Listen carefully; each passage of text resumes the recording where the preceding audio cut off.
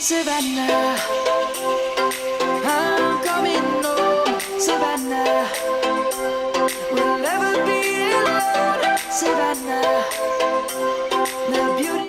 एक ग्लाइडर कैसा होता है, ऐसा या फिर ऐसा?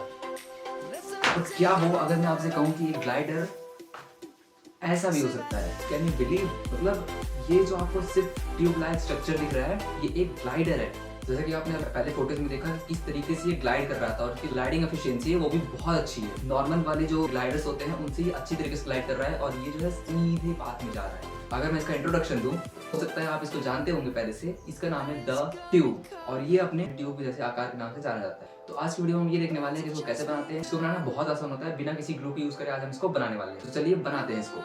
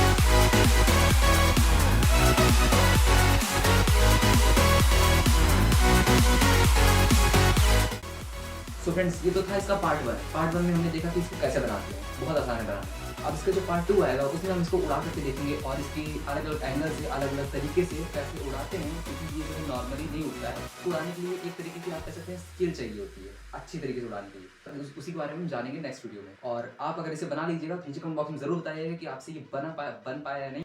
मिलते हैं नेक्स्ट वीडियो में, इसके नेक्स्ट पार्ट में। जय हिंद।